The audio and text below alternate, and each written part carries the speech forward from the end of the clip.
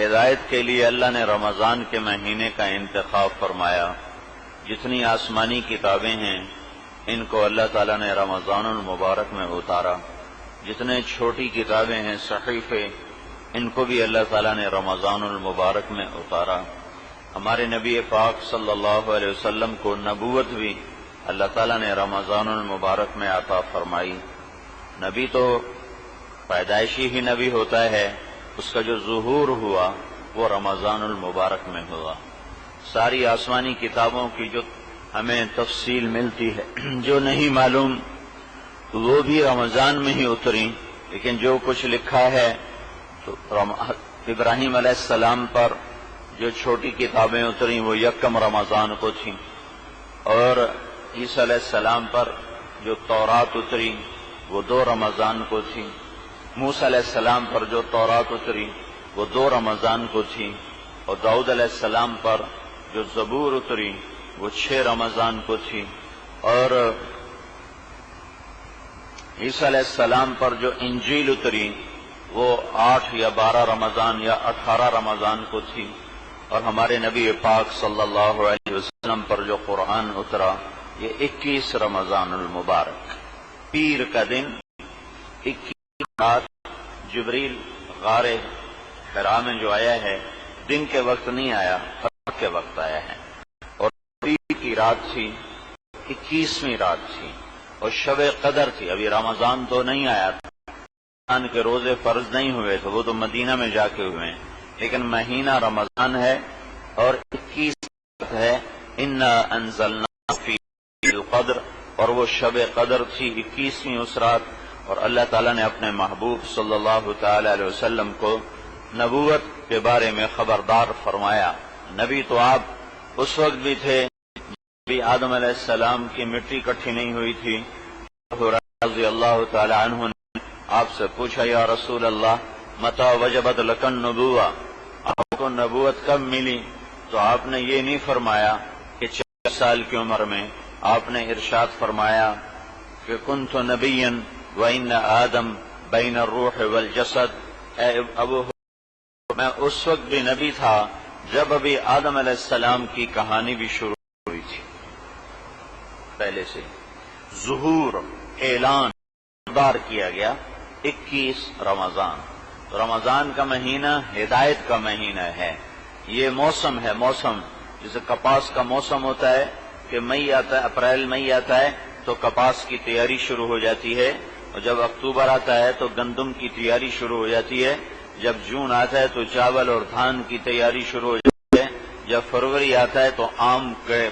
پودے لگانے کی تیاری شروع ہو جاتی ہے۔ یہ موسم ہے۔ عید آتی ہے تو تاجروں کا موسم آ جاتا ہے، دونوں عیدیں تاجروں کا موسم ہے کہ لوگ خریداری کرتے ہیں تو اپنا سامان تیار کرنا شروع کرتے ہیں۔ جب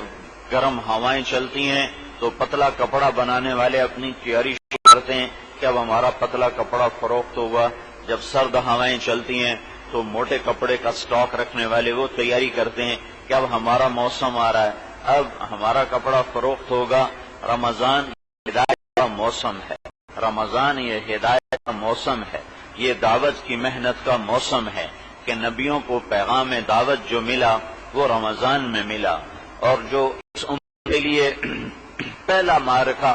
جس میں اللہ نے اپنی مدد کو واضح کر کے دکھایا وہ بھی رمضان تھا۔ رمضان المبارک اللہ تبارک و تعالی نے عام روزہ، اللہ کے نبی نے فرمایا ثم اعطی ملء الارض ذهبا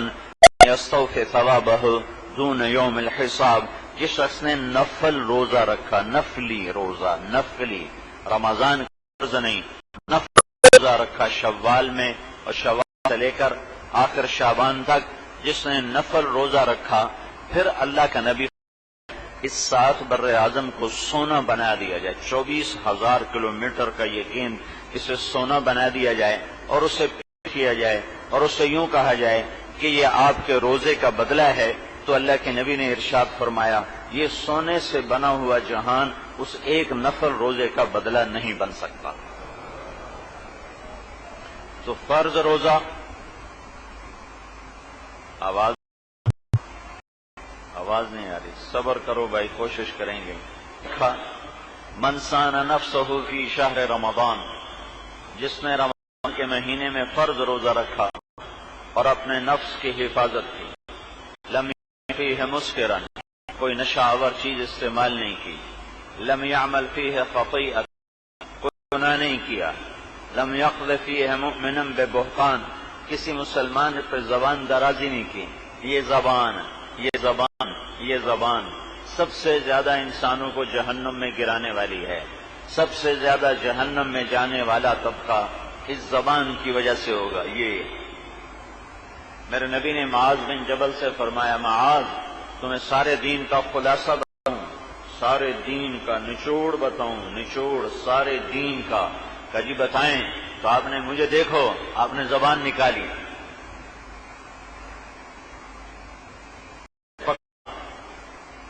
معاذ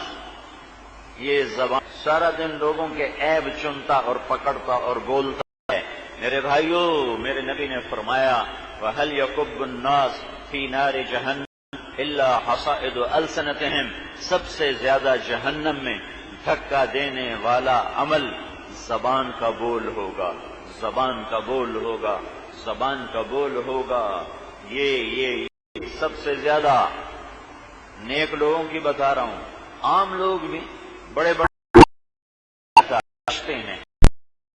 جو اس قسم کی غلاظتوں میں پڑتے ہیں، لیکن اس کو اتنا دوہری دھار خنجر ہے، دوہری دھار کا خنجر ہے، جو ادھر وار کرتا ہے ادھر بھی وار کرتا ہے، طرف اس کا وار چلتا ہے۔ عزت